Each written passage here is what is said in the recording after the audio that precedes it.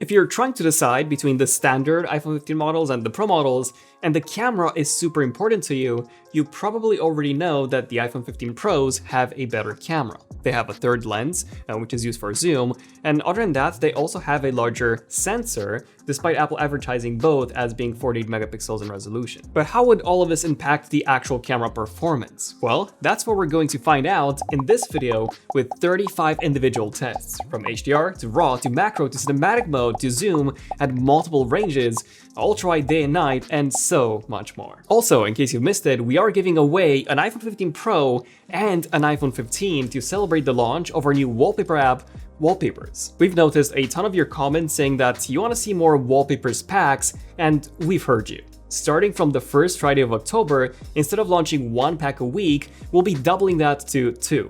Yes, 2 amazing wallpapers packs each week, every week. Maybe something like this one, or even this one. Do comment down below if you have any wallpaper pack requests or any feature requests for wallpapers, and we'll take all of them into consideration. And if you're enjoying wallpapers, it would help us a ton if you guys could leave a review on the App Store and the Play Store. Now, to enter the iPhone 15 Pro giveaway, simply download Wallpapers and become a subscriber. You do get a 30-day free trial too. Then send an email to giveaway@wallpapersapp.com with your username and unique ID found in your account settings right here. To enter the iPhone 15 giveaway, simply follow Wallpapers app on Instagram and leave a comment on any of the Wallpapers Instagram posts saying what your favorite wallpaper pack is and why you want to win an iPhone 15. The winners will be announced on the 21st of October on both ZONEofTECH and Wallpapers social media pages. Okay, so taking a look at this first outdoor shot, they're both extremely similar in terms of the image processing and overall detail. The 15 Pro is a bit darker, and it also seems sharper if you take a look at the grass next to the bin, but other than that, they're both identical. Also, they're both 24 megapixels in size, and this is Apple's new default image output from their 48 megapixel sensors, and even the file sizes are also identical. If we take a look at its second outdoor shot with the sun facing the shot, the iPhone 15 once again has a brighter image with more detail in the shadows, a much bigger difference this time than the previous shots. You can see how the green color in the leaves is more noticeable, the buildings in the distance have more detail retained, and interesting enough, the 15 also has more depth of field if you take a look at the right hand side of the bush here. Same thing in our third outdoor shot, the 15 Pro is darker and the 15 retains more shadow detail. And if you zoom into the blue sign or the bush or almost anywhere in the image, you'll see that the 15 actually looks higher res. We'll do some more tests to see if we can figure out if this is an error or if this happens every single time. Moving on to some indoor shots, the image processing is almost identical here. Only this time, the 15 Pro is the one that's more detailed if you zoom into the house of Habusha food stand. You'll see how the 15 Pro is much sharper, and basically anywhere you look in the photo, the 15 Pro will be clear, which is the opposite of what we got with the outdoor shots. If we move on to our second indoor shot, the photos are basically identical until you zoom in. That's when you'll see that the 15 again appears to be higher res with less noise too. So from what we've seen so far, aside from indoor 1, the 15 images appear higher res. So what about zoom? Well, the 15 and 15 Plus do not have a dedicated zoom module. They only have a 2x sensor crop feature. The 15 Pro has a dedicated 3x module, while the 15 Pro Max has a dedicated 5x module. Comparing them at 2x first, the 15 Pro and Pro Max appear higher res, with more noise as opposed to the cleaner image of the 15, but one that also looks lower in resolution. Moving on to 5x, this is where we start seeing a big difference. Comparing the 15 Pro to the standard 15, we can see how much clearer the 15 Pro is, as the 15 Pro is using its dedicated 3x module and then zooming in digitally up to 5x, whereas the standard 15 is zooming in all digitally up to 5x. And when we bring in the 15 Pro Max, we get an even clearer image thanks to its dedicated 5x module. Although the bigger difference here is between the 15 and the 15 Pro and not the 15 Pro and the 15 Pro Max. Moving on to 10x, this is where all of them would be zooming in digitally. And surprisingly, the difference between them is quite small here. The iPhone 15 Pro does look a bit better than a 15 with less noise and a high-res image, and then the 15 Pro Max is a bit better than a 15 Pro, but the difference between them isn't as colossal as I was generally hoping and expecting to be. Like, I'm generally surprised by how good the regular 15 is, considering that it's fully zooming in digitally up to 10x. Zooming into 25x, this is where we start seeing the biggest difference so far. The sign on the regular 15 is not readable at all aside from the numbers. The 15 Pro is significantly clear, as you can easily read the text, and then the Pro Max is a bit clearer than the 15 Pro. So again, the biggest zoom difference is mostly between the 15 and the 15 Pro, not the 15 Pro and the 15 Pro Max. So what about portrait mode now? Well, the 15 Pro models, they do have a dedicated LiDAR module, which should help improve the edge detection. But taking a look at the portrait mode shot of Ren, I'm not really seeing any difference. In fact, the 15 seems to actually perform better, as it managed to separate Ren's individual hairs, which the 15 Pro did not. And if you take a look at Ren's face, she looks higher res on the 15 again. Moving on to portrait mode person, again, I'm not really seeing any benefits to having that LiDAR module on the Pro models. The standard 15s look pretty much the same with the exact same edge separation. If anything, I do actually prefer the 15, as my jacket does have this blue tint to it on the Pro, which isn't too realistic. So what about portrait mode object? There's gotta be a difference here. And yeah, I guess there is. If you take a look at the right leaf, it does have better edge separation on the 15 Pro, but the difference is incredibly minor, which could just be a processing error. Next up, we're testing the Ultrawide module, and here, the 15 Pros do have superior hardware by using a newer and larger sensor with a larger f2.2 aperture instead of the 2.4. And the superior hardware does make a difference, with a 15 Pro's image looking more detailed when zoom in. The 15 Pros is also brighter and also slightly wider than the regular 15. Moving on to our second ultrawide shot, same thing here. The 15 Pro is more detailed if you take a look at the bush on the right, although the difference between them is quite small. If we switch to indoors, the difference becomes even greater, with the 15 being way noisier, and also the texture on the chairs and that dotted pattern on the wall becomes quite muddy. Now, another advantage of the Ultrawide module on the Pro models is that it also features autofocus, meaning that it also enables macro mode. The 15 and 15 Plus do not have this at all, and I would honestly say that this is probably the biggest difference between the standard and the Pro models. So if you like taking photos of flowers or insects up close, you can only do this properly with the Pro models. Then we also took a raw photo on both to see if there was any difference when it comes to the dynamic range.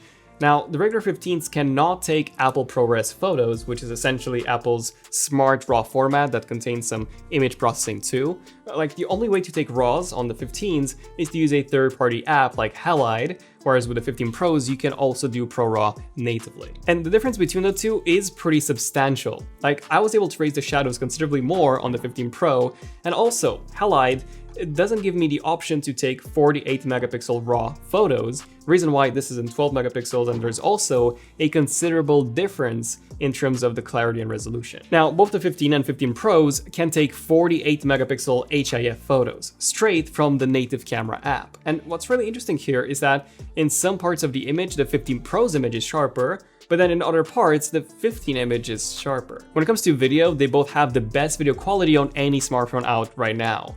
And in terms of daytime video, they look exactly the same. Like, there are zero differences between them. Now, the Pro models do have a couple of advantages. For example, you can use all three lenses to shoot in 4K 60 as opposed to just the main and the ultrawide on the 15s, since they don't have a telephoto.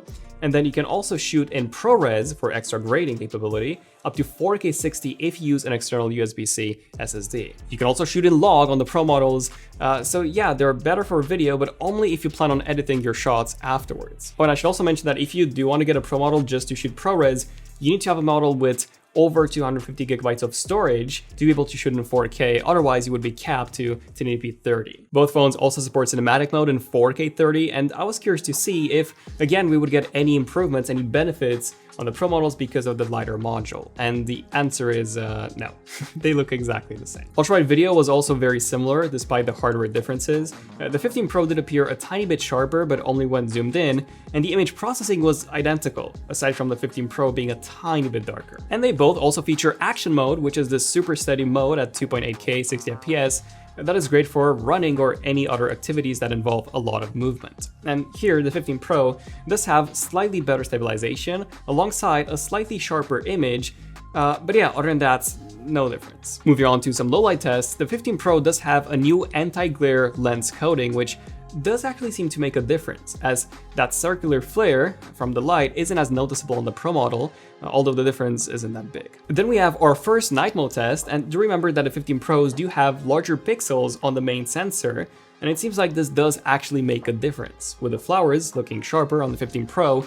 Same goes for the brick wall, which does have a more defined texture, although the floor is actually more detailed on the 15. Also, something that I've just realized is that when you take a night photo on the 15 Pros, that will actually be taken in 12 megapixels rather than the usual 24. Now, this does actually make a lot of sense, as the 24 is actually a 12 megapixel bin photo combined with a 48 megapixel HIF. So it does make sense that Apple's only using the 12 megapixel here, as they want to avoid the 48 downgrading the low light performance of the final image. The same goes for the second night mode shot, where even though the 15 performs pretty well, the 15 Pro is substantially better, with a more defined texture. If you look at a grass, the plant is also way less noisy and quite a bit sharper too. Same goes for this third night mode shot, where the 15 Pro looks clearer with less noise, sharper textures, and also a brighter image. So it seems like this larger main sensor on the Pro models does indeed make a difference. Zooming into 5x at night, the 15 Pro does have a clearer image,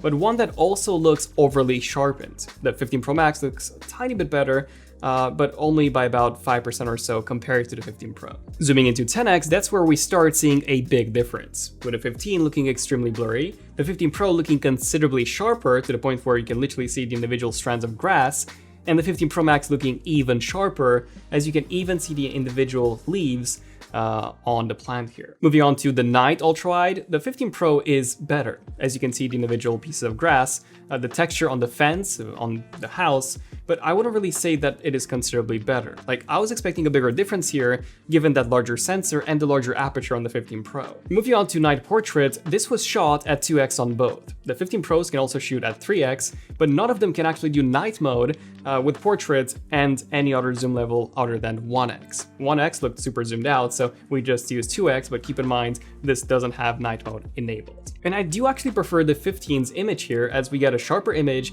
with my facial features being more defined. But the 15 Pro was the one that was more realistic in terms of colors, as the 15 made me look blue and purple, even though those lights were actually behind me and not in front of me. When it comes to night video, this was filmed in basically pitch black, and the 15 Pro does indeed show more detail. You can almost make out the plant pots, and everything has more color and is a bit more in focus. So yeah, better night video slightly on the 15 Pros, although not a massive difference. Moving on to the front-facing camera, and here they're both identical, which makes sense since they have the same hardware and also the same smart HDR5 image processing. Even in the second shot, where the sun was right behind me, the two photos were identical in terms of processing and sharpness. Front video next, I'll let you watch this one first. Okay, so this is a front-facing camera test between the iPhone 15 Pro Max and the iPhone 15. Let me know which handles the highlights better, which one is sharper, and which one has better colors. To my eyes, they both look the same. And let me know which one also sounds better. Is it the iPhone 15 Pro Max or the iPhone 15? So to me, they looked identical. I couldn't see any difference in terms of the image processing, the sharpness was the same, the colors were the same, and even the audio sounded the same to me. Let me know if you also feel the same. When it comes to front portrait mode, they both messed up here, as they got the bush behind me in focus in pretty much the same areas.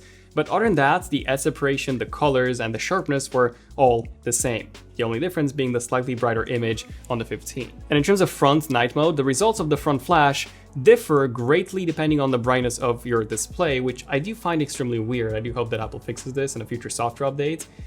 So when we had them set to the same brightness level, the 15 did seem to be less noisy and a bit sharper. So in conclusion, should you get the iPhone 15 or the 15 Pros if you care about the cameras? Well, in almost all cases, there were zero differences between them. So for almost every single one of you, you'll be perfectly happy with the regular 15's camera experience. And even though night mode was also better on the Pro models, I wouldn't really say that the differences were that big to warrant getting the Pro model just for that. However, if you really want to have that macro mode, then that's where the 15 Pros do shine.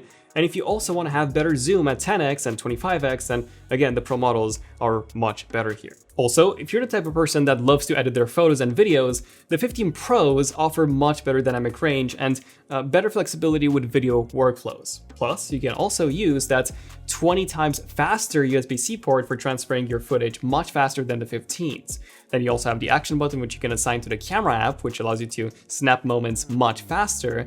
So yeah, that's another reason to go for the 15 Pros. But for most people, like I said, you'll be super happy with the standard iPhone 15 camera too. Check out our iPhone 14 Pro versus 15 Pro camera comparison and the S23 Ultra versus 15 Pro Max. Stay tuned for more iPhone 15 videos and for more wallpaper packs launching soon. I'm Daniel, this means ZONEofTECH, and I'll see you guys in the next one. ZONEofTECH, signing out. Cheers.